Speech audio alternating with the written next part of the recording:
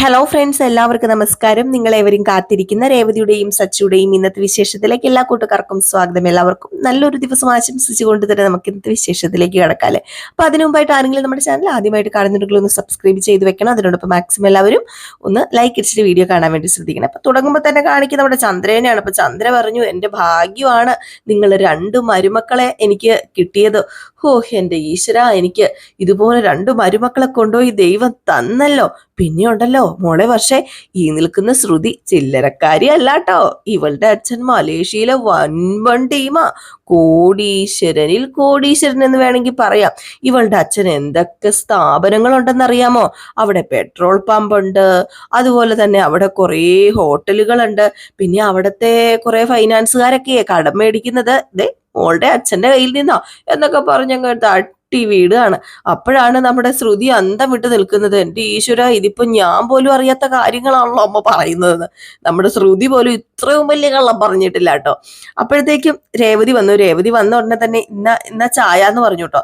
അപ്പൊ ചായ കൊടുത്തപ്പോഴത്തേക്ക് രേവതിയോട് പറഞ്ഞു, അതിങ്ങ് താടി, ഞാൻ കൊടുത്തോളാം മോക്ക് എന്ന് പറഞ്ഞ് തട്ടിപ്പറിച്ച് അത് മേടിച്ചിട്ട് അത് നമ്മുടെ വർഷയ്ക്ക് കൊടുത്തു. വർഷയ്ക്ക് കൊടുത്തിട്ട് വേറെ ഒരു അടുത്ത പുളു പറയുകയാണ് കേട്ടോ. അടുത്ത പുളു എന്ന് പറഞ്ഞു കഴിഞ്ഞിട്ടുണ്ടെങ്കിൽ ആരും വിശ്വസിക്കാത്തൊരു നോണ. നമ്മുടെ മലേഷ്യയിലുള്ള 2 ടവർ സ്വന്തമായിട്ടുള്ള ആളാണ്. അതായത് 2 വലിയ ടവർ സ്വന്തമായിട്ടുള്ള ഒരാളാണ് ശ്രുതിയുടെ അച്ഛൻ. ആ ടവറിനൊരു പേരും പറയുന്നുണ്ട് കേട്ടോ. അപ്പൊ അതൊരു പ്രശസ്തമായ ടവർ തന്നെ. അത് ഗവൺമെന്റ് അംഗീകൃതമാണ് ആ ഒരു 2 ബിൽഡിങ്സ്. അപ്പൊ അതുകൊണ്ട് അത് നമ്മുടെ ആരുടെയാ, ശ്രുതിയുടെ അച്ഛന്റെ ആണെന്നാണ് പറയുന്നത്. പക്ഷെ വർഷയ്ക്ക് അത്യാവശ്യം വിവരവും ബോധവും ഉള്ളത് കൊണ്ട് തന്നെ വർഷ ഒരു ഒറ്റ ചിരിച്ചിരിക്കുകയാണ്. ഇതെന്താ നിങ്ങൾ ഈ പറയുന്നത്?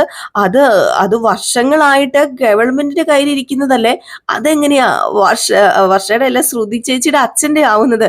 എന്താ അമ്മ ഇതെന്ന് പറയുമ്പോഴത്തേക്ക് പെട്ടെന്ന് ശ്രുതി പറഞ്ഞു, അത് പിന്നെ അമ്മയ്ക്ക് മാറിപ്പോയതായിരിക്കും വർഷ, അമ്മയെ അറിയാതെ പറഞ്ഞു പോയതാ, അമ്മ അതല്ല ഉദ്ദേശിച്ചതെന്നൊക്കെ പറഞ്ഞ് നമ്മുടെ ശ്രുതി ചന്ദ്രനെ രക്ഷിക്കുകയാണ് കേട്ടോ. അങ്ങനെ ചന്ദ്ര വല്ലാണ്ട് അങ്ങ് വെളുത്ത് നിൽക്കുകയാണ്. കാരണം ഒരു വലിയ പുളുവാണ് പറഞ്ഞത്. അത് നമ്മുടെ വർഷ കൈയോടുകൂടി പിടിച്ചല്ലോ. അപ്പോഴത്തേക്കാണ് നമ്മുടെ ചന്ദ്ര പറഞ്ഞത്, ഓ ഓ അതല്ല മോളെ, ഞാൻ ഉദ്ദേശിച്ചതേ വേറെ അതൊക്കെ പോട്ടെ, അതൊന്നും സാരമില്ല, അതൊക്കെ പോട്ടെ. ഏതായാലും ഈ നിൽക്കുന്ന ശ്രുതി മോളുണ്ടല്ലോ, കോടീശ്വരികളിൽ കോടീശ്വരി തന്നെയാ എന്ന് പറഞ്ഞ് വീണ്ടും ഇങ്ങനെ പുളു അടിക്കുകയാണ് കേട്ടോ. അപ്പോഴത്തേക്ക് നമ്മുടെ രേവതി അടുത്ത് നിന്ന് ചിരിക്കുന്നുണ്ട് കേട്ടോ. വർഷയാണെങ്കിൽ ഈ കള്ളമൊക്കെ കണ്ടുപിടിച്ചല്ലോ. അപ്പൊ ശ്രുതി മനസ്സിൽ വിചാരിക്കുക, ഇവള് രേവതിയെ പോലെ അല്ല, ഇവളോട് കള്ളം പറയുമ്പോ സൂക്ഷിക്കണം, ഇല്ലെങ്കിൽ ശരിയാവില്ല എന്നിങ്ങനെ മനസ്സിലായി. അപ്പോഴത്തേക്കാണെങ്കിൽ നമ്മുടെ രേവതി പറഞ്ഞു, വർഷയ്ക്ക് നല്ല അറിവാണല്ലോ, വർഷയ്ക്ക് ഈ വക കാര്യങ്ങളൊക്കെ നന്നായിട്ട് അറിയാം അല്ലേ? അല്ല, വർഷയില് മലേഷ്യ പോയിട്ടുണ്ടോ എന്നിങ്ങനെ ചോദിച്ചപ്പോഴത്തേക്കും നമ്മുടെ വർഷ പറഞ്ഞു, ഇല്ലില്ല, ഞാനേ നെറ്റിൽ നോക്കി പഠിച്ചതാന്ന് പറഞ്ഞു. അപ്പൊ ചന്ദ്ര പറഞ്ഞു, ശരി രേവതി, നീ കൂടുതൽ നിന്ന് സംസാരിക്കൊന്നും വേണ്ട, നീ അടുക്കളയിലേക്ക് ചെല്ല്, ഇവിടെ നിന്ന് വായി നോക്കിയിരുന്ന് സംസാരിക്കാതെ. അതെ, അടുക്കള ജോലിയൊക്കെ രേവതിയാ ചെയ്യുന്നത്, ശ്രുതിയെ പോലെ നീയും ആ ഭാഗത്തേക്ക് പോവുകയേ വേണ്ട. അല്ല, ഞാൻ പോയിട്ട് കാര്യമില്ലല്ലോ ആന്റി, ചൂടുവെള്ളം വെക്കാൻ പോലും എനിക്കറിയില്ല. അതൊന്നും സാരമില്ല, സ്വന്തമായിട്ട് ജോലി ചെയ്യുന്ന നീ എന്തിനാ അടുക്കളപ്പണി എടുക്കേണ്ടത്? ജോലിയില്ലാത്തവർക്ക് പറഞ്ഞിട്ടുള്ളതാ ഈ അടുക്കളപ്പണി. ശ്രുതി അങ്ങനെ തന്നെയാ. അതെ, ശ്രുതി സ്വന്തമായിട്ട് പാർലർ നടത്തുക, പിന്നെ എന്തിനാ അടുക്കള കയറുന്നത്? ജോലി ഇല്ലാത്തവരല്ലേ ഈ അടുക്കള കയറേണ്ടത്. പിന്നെ മോളുണ്ടല്ലോ, പാർലറിന് ഇട്ടേക്കുന്നത് എന്റെ പേരാ, ഒരു ദിവസം നമുക്ക് അവിടം വരെ പോണം കേട്ടോ. അപ്പോഴത്തേക്ക് നമ്മുടെ ശ്രുതി പറഞ്ഞു, രണ്ടാളും കൂടെ ഒരു ദിവസം അങ്ങോട്ടേക്ക് ചെല്ലിച്ചല്ലേ. അല്ല, ശ്രുതിക്ക് സന്തോഷമായല്ലേ? ശ്രുതി സന്തോഷമായി എന്ന് പറഞ്ഞു. എന്റെ ഈശ്വരാ, ഞാനിനി എന്തൊക്കെ കാണേണ്ടി വരും എന്ന് പറഞ്ഞാ ശ്രുതി നിൽക്കുന്നത്. കാരണം നമ്മുടെ വർഷ ചെന്ന് കഴിഞ്ഞിട്ടുണ്ടെ കള്ളത്തരമൊക്കെ പൊളിച്ചടക്കി കൈ കൊടുക്കുന്ന അറിയാം. എന്നിട്ട് വീണ്ടും നമ്മുടെ ചന്ദ്ര പറയാ, ഒരു ജോലി ഇല്ലാത്തവർക്കാ അടുക്കള ജോലി പറഞ്ഞിട്ടുള്ളത്, അവൾ അടുക്കള ജോലി ചെയ്യട്ടെ. അയ്യോ ആന്റി, അങ്ങനെ പറയരുത്. ഈ അടുക്കള ജോലി എന്ന് പറയുന്നത് നിസ്സാരമൊന്നുമല്ല. എന്റെ ശ്രീകാന്ത് ഷെഫല്ലേ, ഷെഫ് ആയതുകൊണ്ട് തന്നെ വലിയ ടാലന്റ് എന്റെ ശ്രീകാന്തിനുള്ളത്. ഈ അടുക്കള ജോലി ചെയ്യാനും നല്ല ടാലന്റ് വേണം. ഉപ്പോ എരിവോ അല്ലെങ്കിൽ മഞ്ഞപ്പൊടിയോ എന്തെങ്കിലും ഇച്ചിരി സാധനങ്ങളൊക്കെ അങ്ങോട്ടും ഇങ്ങോട്ടും മാറിപ്പോയിട്ടുണ്ടെങ്കിൽ പിന്നെ തീർന്നില്ലേ. അതുകൊണ്ട് പാചകത്തിന് ഞാൻ നല്ല റെസ്പെക്ട് കൊടുക്കാറുണ്ട് എന്നൊക്കെ ഇങ്ങനെ പറഞ്ഞിട്ട് ചായ കുടിക്കുക. അപ്പോഴത്തേക്ക് നമ്മുടെ ചന്ദ്രയ്ക്ക് ഇഷ്ടപ്പെട്ടില്ല കേട്ടോ. ഹീന്നൊക്കെ പറഞ്ഞ് കിറിയൊക്കെ ഒരു സ്ഥലത്തേക്ക് ഇങ്ങനെ കാണിച്ചിട്ട് അവിടെ ഇങ്ങനെ ഇരിക്കുകയാണ് നമ്മുടെ ചന്ദ്ര. അപ്പോഴത്തേക്കാണ് നമ്മുടെ ശ്രീകാന്ത് വന്നത്. ശ്രീകാന്ത് വന്ന ഉടനെ നമ്മുടെ വർഷ പറഞ്ഞു, അതേ ശ്രീകാന്ത്, നമുക്ക് റൂമിലേക്ക് പോകാം, എനിക്ക് കുറച്ച് സംസാരിക്കാനുണ്ട്. അപ്പോഴത്തേക്ക് ശ്രീകാന്ത്, അത് പിന്നെ റൂം എന്താ അല്ല മുകളിലാണോ റൂം? ബാ നമുക്ക് മുകളിലേക്ക് പോകാം, വാ ശ്രീകാന്തെ നടക്ക്. അപ്പൊ പെട്ടെന്ന് ചന്ദ്രയാകെ പെട്ടുപോയിട്ടോ. അപ്പൊ ചന്ദ്ര പറഞ്ഞു, അതെ നിങ്ങൾ രണ്ടുപേരും പെട്ടെന്ന് ഇവിടേക്ക് വന്നതല്ലേ, റൂം ഒന്നും ക്ലീൻ ചെയ്തിട്ടില്ല, കുറച്ച് സമയത്തിനുള്ളിൽ റെഡിയാക്കി തരാം. ആ എങ്കിൽ പിന്നെ ശരി ആന്റി. ആ അതെ ശ്രീകാന്ത്, എനിക്ക് കുറച്ച് സാധനങ്ങളൊക്കെ മേടിക്കാനുണ്ട്, നമുക്ക് അങ്ങോട്ടേക്ക് പോകാം കടയിലേക്ക്. അത് കഴിഞ്ഞ് കുറച്ച് ഡ്രസ്സുകളൊക്കെ മേടിക്കണം, പിന്നെ കുറച്ച് ഡ്രസ്സുകളൊക്കെ എനിക്ക് വീട്ടിൽ നിന്ന് എടുക്കണം. അപ്പൊ അതുകൊണ്ട് ബാ നമുക്കൊന്ന് ഷോപ്പിങ്ങിന് പോയിട്ട് വരാന്ന് പറഞ്ഞപ്പോഴത്തേക്കും ചന്ദ്ര പറഞ്ഞു, ആ ആ അത് തന്നെയാ നല്ലത്, മക്കള് പോയിട്ട് വാ, അപ്പോഴത്തേക്കും ഞാന് റൂം ശരിയാക്കി വെക്കാം എന്നൊക്കെ ഇങ്ങനെ പറഞ്ഞപ്പോഴത്തേക്ക് ശ്രീകാന്തൻ ടീച്ചർ, ഇവിടെ റൂം വേറെ ഇല്ല, വേറെ റൂം ഇല്ലാത്തത് കൊണ്ട് തന്നെ ശ്രീകാന്ത് അന്തം വിട്ട് നിൽക്കുകയാണ്. അപ്പൊ ശ്രീകാന്ത് വർഷനെ കൊണ്ട് അങ്ങ് പോയി കഴിഞ്ഞപ്പോഴത്തേക്കും ശ്രുതി പറഞ്ഞു, അല്ല ആന്റി, ഇത് ഇനിയിപ്പോ എന്ത് ചെയ്യും, ഏത് റൂം കൊടുക്കും, ഇവിടെ ആകെ 3 റൂമല്ലേ ഉള്ളൂ, അതിൽ ഏത് റൂമാ കൊടുക്കേണ്ടത്? ആ അതും എനിക്ക് അറിയില്ലല്ലോ, ഇനിയിപ്പൊ എന്ത് ചെയ്യുന്ന അറിയത്തില്ലല്ലോ. അപ്പോഴത്തേക്ക് ശ്രുതി ആണെങ്കിൽ, എന്റെ ഈശ്വരാ, ഇനി ഞങ്ങളുടെ റൂം കാണാൻ കൊടുക്കാൻ പറയുമോ, ഹോളി കടക്കേണ്ടി വരുമോ? ശ്രുതി, എന്റെ വാഷ് ചെയ്ത് ഷർട്ട് കാണാനില്ല, നീ എവിടെയാ വെച്ചത്? ഷർട്ടോ? എന്താ ശ്രുതി പറയുന്നത്? നീ ഇങ്ങ് വന്നേ, നീ ഇങ്ങ് വാ എന്നും പറഞ്ഞ് ശ്രുതിനെ വലിച്ചരച്ചുകൊണ്ട് പോവുകയാണ് കേട്ടോ. എന്താണ് കാര്യം? നമ്മുടെ ശ്രുതിയുടെ റൂം പോയിട്ടുണ്ടെങ്കിൽ ആകെപ്പാടെ പണി കിട്ടുകയല്ലേ, അതുകൊണ്ടാണ് പെട്ടെന്ന് അവിടെ നിന്ന് ഒഴിവായി അങ്ങ് പോയത്. നമ്മുടെ ചന്ദ്രയാണെങ്കിൽ ഇനിയിപ്പോ എന്ത് ചെയ്യും അറിയാത്ത രീതിയിൽ ഇങ്ങനെ നിൽക്കുമ്പോഴാണ് രേവതി അതിലെ നടന്ന് ഓരോ പണികളൊക്കെ ചെയ്തത്. അങ്ങനെ രേവതി മുകളിലേക്ക് കയറി പോയപ്പോഴത്തേക്കും ചന്ദ്ര, ഈ ഐഡിയ കൊള്ളാം, ഇനിയിപ്പൊ രേവതിനെ പിടിച്ചിട്ട് തന്നെ കാര്യം, അവളോട് പറയാം, അവളോട് പറഞ്ഞാല് അവള് നിലത്ത് കിടക്കാനും തയ്യാറാ എന്ന് പറഞ്ഞ് എന്താ ചെയ്യുന്നത്, നമ്മുടെ രേവതിയുടെ റൂമിലേക്ക് ചെല്ലുകയാണ് കേട്ടോ. രേവതി അവിടെ ഓരോ കാര്യങ്ങളൊക്കെ ചെയ്തുകൊണ്ടിരിക്കുക, ഇങ്ങനെ തുണിയൊക്കെ മടക്കിക്കൊണ്ടിരിക്കുകയായിരുന്നു. അങ്ങനെ രേവതിയുടെ അടുത്തേക്ക് ചെന്നിട്ട് പറഞ്ഞു, രേവതി നീ ഇവിടെ എന്തെടുക്കുക? അമ്മ കാണുന്നില്ലേ, ഞാൻ സാരിയൊക്കെ മടക്കി വെക്കുക, തുണിയൊക്കെ മടക്കി വെക്കുക. അതെ, നീ പെട്ടെന്ന് മടക്കിയിട്ട് റൂമൊക്കെ ഒന്ന് ക്ലീൻ ചെയ്യ, ബെഡ്ഷീറ്റ് മാറ്റിയിട്ട് പുതിയത് വിരിക്കണം. ഏ മുറി ക്ലീൻ ചെയ്യാനോ? ഇതൊക്കെ ഞാൻ ക്ലീൻ ചെയ്ത് വെച്ചേക്കുന്നതാ, ബെഡ്ഷീറ്റ് ഇന്നലെ ഞാൻ മാറ്റി വിരിച്ചത്. അതെ, ഞാൻ പറയുന്ന അനുസരിക്ക് നീ രാത്രി 8 മണിക്ക് അകം ഈ റൂം ക്ലീൻ ആയിരിക്കണം. എന്താ, ഈ വീട് വാടകയ്ക്ക് വല്ലതും കൊടുക്കാൻ പോവാണോ? ആ വാടകയ്ക്ക് കൊടുക്കാം, നിന്റെ വീട്ടുകാർക്ക് കൊടുക്കാം, ദേ അവരിവിടെ വന്ന് താമസിക്കട്ടെ. എന്ത് പറഞ്ഞാലും അവൾക്കൊരു തർക്കുത്തരം. നീ എന്താ ഒന്നും അറിയാത്ത പോലെ സംസാരിക്കുന്നത്? അമ്മ എനിക്കൊന്നും മനസ്സിലാവുന്നില്ല, എനിക്കൊന്നും അറിയില്ല, എന്തിനാ ഇപ്പൊ ഒന്ന് ഇങ്ങനെയൊക്കെ പറയുന്നത്? എന്താ? അതെ, ശ്രീകാന്തും വർഷയും വന്നിരിക്കുക, നീ കണ്ടതാണല്ലോ, പുതു ജോഡികളാ അവര്, അവർക്ക് കിടക്കാൻ മുറി വേണ്ടേ, മുറി നമ്മൾ ഒരുക്കി കൊടുക്കണ്ടേ? ഇന്ന് അവരുടെ ശാന്തി മുഹൂർത്തത്തിന് സമയം കുറിച്ചു, അതുകൊണ്ട് ഈ മുറി അവർക്ക് കൊടുക്കാന്ന് കരുതി. ഏ ഈ മുറിയോ അവർക്ക് കൊടുക്കാനോ? അല്ല, ചടങ്ങ് നടത്തണം, അതിന് ഈ മുറി തന്നെ കൊടുക്കണോ അമ്മേ? എന്റെ വീട്, എന്റെ മുറി, അപ്പൊ അത് ഞാൻ ഇഷ്ടമുള്ളവരെ താമസിപ്പിക്കും, ഇഷ്ടമുള്ളവർക്ക് കൊടുക്കും, അത് ചോദ്യം ചെയ്യാൻ നീ ആരാടീന്ന് ചോദിച്ചു. അത് പിന്നെ അമ്മേ, അത് സച്ചിയേട്ടൻ, ദേ ഈ മുറി നിനക്ക് എഴുതി തന്നിട്ടൊന്നുമില്ലല്ലോ, നിന്റെ ഒരു സച്ചിയേട്ടൻ, അത് പിന്നെ ഞങ്ങൾക്കും കിടക്കണ്ടേ, ഉറങ്ങണ്ടേ? അയ്യോ, മഹാറാണിക്ക് ഈ മുറിയിലെ കട്ടിൽ കിടന്നാലേ ഉറക്കം വരത്തുള്ളൂ. എടി, നീ നിന്റെ വീട്ടിൽ എങ്ങനെയാ കിടന്നെന്ന് മറന്നുപോയോ നീ? കുടുംബത്തിലുള്ളവരെല്ലാം ഒരു മുറിയിലെ വിരിച്ച് നിരയായിട്ട് കിടക്കുമായിരുന്നില്ലേ? കിടക്കുന്നിടത്തുനിന്ന് കുറച്ച് മേലേട്ട് കിടന്നു കഴിഞ്ഞാല് തല ചുമരിലിടിക്കും, അല്ലെങ്കിൽ കാല് ചുമരിലിടിക്കും. എടി, കീറപ്പായി കിടന്ന് നിനക്ക് എന്താടി, വലിയ വീട്ടിലേക്ക് കല്യാണം കഴിഞ്ഞ് വന്നപ്പം ആദ്യമായിട്ടല്ലേ എടി നീ കട്ടിലേ കിടന്നത്? എന്നിട്ട് അവളുടെ അഹങ്കാരം കണ്ടില്ലേ? എടി, നീ നിലത്ത് കിടന്നെന്ന് ഓർത്തോണ്ട് ഒന്നും സംഭവിക്കാൻ പോകുന്നില്ല, നിനക്ക് ഇവിടെ കിടന്ന് സുഖം പിടിച്ചു പോയല്ലേ, നിനക്ക് മാറിക്കിടക്കാൻ പറ്റുന്നില്ലല്ലേ, മര്യാദക്ക് മാറിക്കിടന്നോ. അപ്പൊ രേവതി ചോദിച്ചു, അമ്മ പറഞ്ഞു കഴിഞ്ഞോ? എങ്കിൽ പിന്നെ ഞാനൊന്ന് പറയട്ടെ. അതെ അമ്മേ, ഞാന് നിലത്ത് കിടക്കാം, എനിക്ക് കുഴപ്പമൊന്നുമില്ല, അമ്മ പറഞ്ഞത് കറക്റ്റായ കാര്യങ്ങളൊക്കെ തന്നെയാ. ഞാൻ കഴിഞ്ഞത് ചെറിയ വീട്ടില, ഞങ്ങൾ കിടന്നിരുന്നത് ചെറിയ മുറിയിലും ഒക്കെ തന്നെയാ, അതുകൊണ്ട് ചിലപ്പോൾ ഹോളിൽ കിടക്കും, ചിലപ്പം തിണ്ണ വരെ ഞങ്ങൾ കിടന്നിട്ടുണ്ട്. വലിയ വീട്ടിലെ വലിയ മുറിയിലെ കട്ടിലെ കിടക്കണമെന്നൊന്നും ഞാൻ ഒരിക്കലും ആഗ്രഹിച്ചിട്ടില്ല, സ്വപ്നം പോലും ഞാൻ കണ്ടിട്ടില്ല. മനസ്സ് നല്ലതാണെങ്കിൽ എവിടെ കിടന്നാലും ഉറക്കം വരും, സമാധാനം ഉണ്ടായാൽ മാത്രം മതി. ഞാൻ എവിടെ വേണമെങ്കിലും കിടക്കാം, ഞാൻ എനിക്ക് വേണ്ടിയല്ല അമ്മയോട് പറഞ്ഞത്, എന്റെ ഭർത്താവിന് വേണ്ടിയാ. പാവം, രാവെന്നോ പകലെന്നോ ഇല്ലാതെ കാറൊക്കെ ഓടിച്ച് ക്ഷീണിച്ചിട്ട് അദ്ദേഹം വരുന്നത്, നല്ല ശരീരവേദന ഉണ്ട് ഇപ്പൊ അദ്ദേഹത്തിന് സ്വസ്ഥമായിട്ട് കിടന്ന് ഉറങ്ങണ്ടേ? അതിനിവിടെ വേറെ സ്ഥലമുണ്ടല്ലോ, ഈ മുറിയിൽ തന്നെ കിടന്നുറങ്ങണോ? മുകളിൽ ടെറസിൽ കിടക്കാം, വിശാലമായ ഹാളിൽ കിടക്കാം, എവിടെയൊക്കെ കിടക്കാം, അവിടെ എവിടെയെങ്കിലും പോയി കിടന്ന് ഉറങ്ങാൻ പറയാം അവനോട്. അതിന് സച്ചേട്ടൻ സമ്മതിക്കും നമുക്ക് തോന്നുന്നുണ്ടോ? സമ്മതിപ്പിക്കണം, അതല്ലേ നിന്റെ കഴിവ്, അതല്ലേ ഭാര്യ എന്ന് പറഞ്ഞ് നീ ഇവിടെ ഇരിക്കുന്നേ. എടീ, ഭർത്താവിനെ പറഞ്ഞ് ഇതൊക്കെ സമ്മതിപ്പിക്കണം. ദേ അവനോട് സൂത്രത്തില് സംസാരിച്ച് നിനക്ക് ആവശ്യമുള്ള കാര്യങ്ങളൊക്കെ നീ നേടിയെടുക്കുന്നുണ്ടല്ലോ. അതുപോലെ സംസാരിച്ച് അവനെ കൊണ്ടങ്ങ് സമ്മതിപ്പിക്കുക. അതല്ലേ വേണ്ടത്. നിനക്കാണെങ്കിൽ അതിന് പ്രത്യേകം കഴിവുണ്ട്. എങ്കിൽ പിന്നെ ഞാൻ ഇത് ഇപ്പൊ തന്നെ സച്ചേട്ടനോട് വിളിച്ചു പറയാം, സച്ചേട്ടനോട് ചോദിക്കാം. അത് പിന്നെ അത് പിന്നെ വേണ്ട വേണ്ട, നീ ഫോൺ എടുക്കില്ല, ഫോൺ എടുക്കരുത്, ഫോൺ വെച്ച് നിക്ക് സച്ചിനെ നീ ഇപ്പം വിളിച്ചു പറയല്ലേ. അവനോട് ഇതിപ്പോ അറിഞ്ഞിട്ടുണ്ടെങ്കിൽ അവൻ ഇവിടെ കുതിച്ചെത്തി പ്രശ്നം ഉണ്ടാക്കും.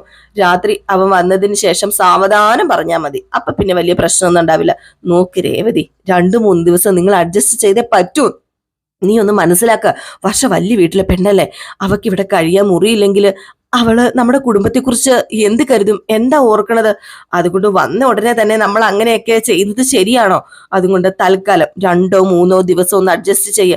നീ തന്നെയല്ലേ പറഞ്ഞത് വർഷം നല്ല പെണ്ണാണെന്ന്? അതെ, വർഷം നല്ല പെണ്ണാ, നല്ല കുട്ടിയാ. അപ്പം നമ്മൾ അവളെ നല്ല രീതിയിലല്ലേ നോക്കേണ്ടത്. നീ ഒന്ന് ചിന്തിച്ചു നോക്ക്. അവക്ക് താമസിക്കാൻ മുറി കൊടുത്തില്ലെങ്കിൽ അപമാനിക്കപ്പെടുന്നത് ആരാ? സച്ചിയുടെ അച്ഛനല്ലേ? മോശമല്ലേ? അത് നിനക്ക് സഹിക്കുവോ രേവതി?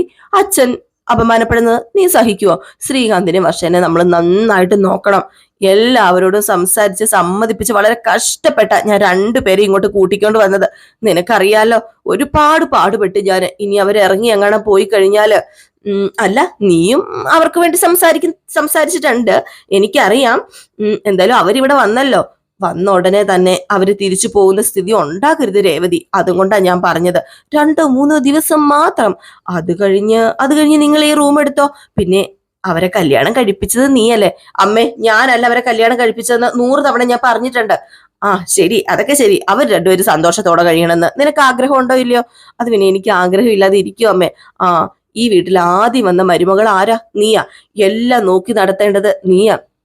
ശാന്തി മുഹൂർത്തത്തിന് നാള് കുറിച്ചല്ലോ, അത് നടത്തണ്ടേ? മുറി മാറിക്കൊടുത്തേ പറ്റൂ രേവതി. അപ്പൊ പിന്നെ മോള് മുറി മാറിക്കൊടുക്കില്ലേ? അത് പിന്നെ ശരിയൊക്കെയാ സച്ചിയേട്ടൻ. അവനെ കാര്യം പറഞ്ഞ് നീ മനസ്സിലാക്കണം. ഞാൻ പറഞ്ഞ അവൻ കേൾക്കുവോ? ഇല്ല, വഴക്കടിക്കും. മറ്റുള്ളവർക്ക് മുന്നിൽ അവൻ ഓരോന്ന് പറഞ്ഞ് പരിഹസിക്കുക, അപമാനിക്കുകയൊക്കെ അല്ലേ ചെയ്യത്തുള്ളൂ. അതുകൊണ്ട് നീ തന്നെ അവനോട് സംസാരിച്ച് ഇതെല്ലാം സമ്മതിപ്പിക്കണം. ഞാനോ? നീയല്ലേ അവന്റെ ഭാര്യ, നീ പറഞ്ഞ അവൻ കേക്കും. മോളെ നീ ഒന്ന് പറയ എന്നൊക്കെ പറഞ്ഞ് നമ്മുടെ ചന്ദ്ര അങ്ങോട്ട് സോപ്പ് ഇടട്ടെ രേവതിരെ. പാവം രേവതി ഈ സോപ്പിൽ അങ്ങോട്ട് വീണു കേട്ടോ. പാവം രേവതി എന്ത് ചെയ്യാനാണ്? അതുപോലെയുള്ള സംസാരം നമ്മുടെ ചന്ദ്ര സംസാരിക്കുന്നത്. അപ്പൊ പാവം രേവതിയുടെ സ്വഭാവം അനുസരിച്ച് ഒരു നിഷ്കളങ്കയാണല്ലോ. അങ്ങനെ പാവം നമ്മുടെ രേവതി അതങ്ങ് സമ്മതിക്കുകയാണ് കേട്ടോ. ശരിയമ്മേ, ഞാന് സച്ചേട്ടനോട് സംസാരിക്കാം എന്ന് പറഞ്ഞു. അത് മതി നമ്മുടെ ചന്ദ്രയ്ക്ക്. സന്തോഷത്തോടുകൂടി ചന്ദ്ര അങ്ങോട്ട് ഇറങ്ങി പോകാൻ തുടങ്ങിയപ്പോഴാണ് ഒരു കാര്യം പറയാൻ മറന്നുപോയത്. എന്നിട്ട് തിരികെ വന്നിട്ട് പറയാ, അതെ രേവതി, മാല കെട്ടാൻ വെച്ച പൂക്കള് ഇവിടെ കാണൂല്ലോ. ഇല്ലെങ്കില് നിന്റെ കടയിൽ നിന്ന് കുറച്ച് പൂ വരുത്തിക്കോ, കാശ് ഞാൻ തരാം. ഈ മുറി നന്നായിട്ട് മോളെ നീ അലങ്കരിക്കണം, അടിപൊളിയാക്കണം. വർഷയും ശ്രീകാന്തും കണ്ട ഞെട്ടിപ്പോണം. അവരുടെ ശാന്തി മുഹൂർത്തം അല്ലേ. അതുകൊണ്ട് നമുക്കതൊന്നും ഒരു കുറവും വരുത്തണ്ട. അതെ, നിന്നെ കുറിച്ച് വർഷയ്ക്ക് ഒരു ധാരണയുണ്ടല്ലോ, അത് നീ കളയരുത് കേട്ടോ. അപ്പം നല്ല രീതിയിൽ തന്നെ അലങ്കരിച്ചോളാൻ പറഞ്ഞിട്ട് അങ്ങ് പോയിട്ടോ. പാവം നമ്മുടെ രേവതി പെട്ടു നിൽക്കുന്ന ഒരവസ്ഥ. അങ്ങനെ രേവതി അടുക്കളയിൽ ഇങ്ങനെ ചപ്പാത്തിയൊക്കെ ഉരുട്ടിക്കൊണ്ട് ഇരിക്കുകയാണ് കേട്ടോ. അപ്പോഴത്തേക്കുമാണ് ചന്ദ്ര വന്നിട്ട്, രേവതി നീ പാല് ചൂടാക്കില്ലേ? കുറച്ചു നേരം കഴിഞ്ഞ് ചൂടാക്കിയാൽ മതി എന്നല്ലേ അമ്മ പറഞ്ഞത്? ഞാൻ അങ്ങനെ പറഞ്ഞായിരുന്നോ? എങ്കിൽ പിന്നെ കുറച്ച് കഴിഞ്ഞിട്ട് ചൂടാക്കിയാൽ മതി. ഓക്കെ കുഴപ്പമില്ല എന്നിങ്ങനെ പറയാം. അത് കഴിഞ്ഞപ്പോ ചന്ദ്ര പറഞ്ഞു, അതെ പിന്നെ പാലില് ബദാം, പിസ്ത, മുന്തിരി, കുങ്കുമപ്പൂ ഇതൊക്കെ അരച്ച് ചേർക്കണം കേട്ടോ. വർഷ വലിയ വീട്ടിലെ പെണ്ണ. സാധാരണ രീതിയിലുള്ള പാലൊന്നും കൊടുത്താൽ പോരാ, ഇതെല്ലാം കൂടെ മിക്സ് ചെയ്ത പാലങ്ങ് കൊടുക്കണം. അല്ല, സച്ചി വന്നില്ലല്ലോ അല്ലേ? ഇല്ലില്ല, വന്നില്ലമ്മേ, സച്ചേട്ടൻ ഇതുവരെ വന്നില്ല. അല്ല, ഞാൻ പറഞ്ഞത് മറക്കണ്ടാട്ടോ, അവനെ പറഞ്ഞ് സമ്മതിപ്പിക്കണം. അത് നിന്റെ കഴിവാണേ. ഞാൻ പറയാമേ എന്നിങ്ങനെ പറഞ്ഞു. എന്നിട്ട് നമ്മുടെ ചന്ദ്ര അങ്ങ് പോയിട്ടോ. പാവം ചന്ദ്രയ്ക്ക് ചെറിയ പേടിയുണ്ട് കേട്ടോ, ഇനിയിപ്പം സംഭവങ്ങൾ എന്തായി തീരുന്നൊന്നും അറിയില്ല. അപ്പോഴത്തേക്കാണ് നമ്മുടെ സച്ചി വരുന്നത്. രേവതി എന്ന് വിളിച്ചോണ്ട്. അപ്പൊ രേവതി, വന്നോ? വന്നു. ഫുൾ ടൈം അടുക്കള തന്നെയല്ലേ? അല്ല, ഭക്ഷണം കഴിക്കണ്ടേ സച്ചേട്ടാ, എന്തിനാ വിളിച്ചത്? അതെ, ഒരു സ്ട്രോങ് ബ്ലാക്ക് ടീ കിട്ടിയാൽ കൊള്ളായിരുന്നു. അതിനിപ്പോ എന്താ, ഞാനിപ്പോ ഇട്ട് തരാം എന്ന് പറഞ്ഞ് പുള്ളിക്കാരി നേരെ കിച്ചണിലേക്ക് പോവാണ് കേട്ടോ. നമ്മുടെ സച്ചിയോ നേരെ റൂമിലേക്ക് ചെല്ലാണ്. ഇനിയല്ലേ നമ്മുടെ സച്ചി ഞെട്ടാൻ പോകുന്നത്. അങ്ങനെ സച്ചി വാതിൽ അങ്ങ് തുറന്നു ചെന്നതും, ഇതെന്താ കാണിച്ചു വെച്ചിരിക്കുന്നത്? അന്തമിട്ട് കുന്തം പോലെ നോക്കാണ് കേട്ടോ. നിങ്ങൾ ആ സിറ്റുവേഷൻ ഒന്ന് മനസ്സിൽ വിചാരിച്ചോണം. നമ്മുടെ സച്ചിയുടെ നിപ്പൊക്കെ അടിപൊളിയാണ് കേട്ടോ. വൈകിട്ട് നിങ്ങൾക്ക് കാണാനായിട്ട് സാധിക്കും. അന്തം വിട്ട് കിളി പോയ പോലെ ഇങ്ങനെ നോക്കി നിൽക്കുന്ന ഒരു നിപ്പുണ്ട് കേട്ടോ. എന്നിട്ടൊരു ചെറിയ കള്ളച്ചിരിയൊക്കെ ചിരിക്കും. കുറച്ചു നേരം നോക്കിയിട്ട് ചെറിയൊരു കള്ളച്ചിരിയൊക്കെ ചിരിച്ചിട്ട് എന്നൊക്കെ വെച്ചോണ്ടിരിക്കാണ് കേട്ടോ നമ്മുടെ രേവതി. ഇവർക്ക് വേണ്ടി മണിയറ ഒരുക്കിയതും കാണാൻ അന്നാ എന്റെ പൊന്ന് സച്ചിയുടെ വിചാരം. സച്ചിക്ക് അറിയില്ലല്ലോ അത് ശ്രീകാന്തിനും വർഷയ്ക്കും ഉള്ളതാണെന്ന്. അങ്ങനെ ചുറ്റും ഒന്ന് നടന്നൊക്കെ കണ്ടിട്ട് ചെറിയ നാണത്തോടു കൂടി ഇങ്ങനെ പുള്ളിക്കാരൻ നിൽക്കുക. എന്നിട്ട് രേവതി ഇങ്ങ് വന്നേ എന്ന് പറഞ്ഞ് രേവതിനെ വിളിച്ചു. അപ്പൊ രേവതി ഞാൻ വരുന്നു സച്ചേട്ടാന്ന് പറഞ്ഞു. എന്റെ ഈശ്വരാന്ന് പറഞ്ഞുകൊണ്ട് ആ രേവതി അങ്ങോട്ടേക്ക് ചെല്ലുന്നത്. അങ്ങനെ വീണ്ടും നമ്മുടെ സച്ചി പൂവൊക്കെ ഇങ്ങനെ നോക്കുന്നു, പൂമാലയൊക്കെ ഇങ്ങനെ തൂവി കിടക്കുന്നു, അതിലൊക്കെ പിടിച്ച് ഇങ്ങനെ ആട്ടുന്നു. ഭയങ്കര സന്തോഷം കേട്ടോ പുള്ളിക്കാരന്. അപ്പോഴത്തേക്കും നമ്മുടെ രേവതി എട്ടു കേട്ടോ.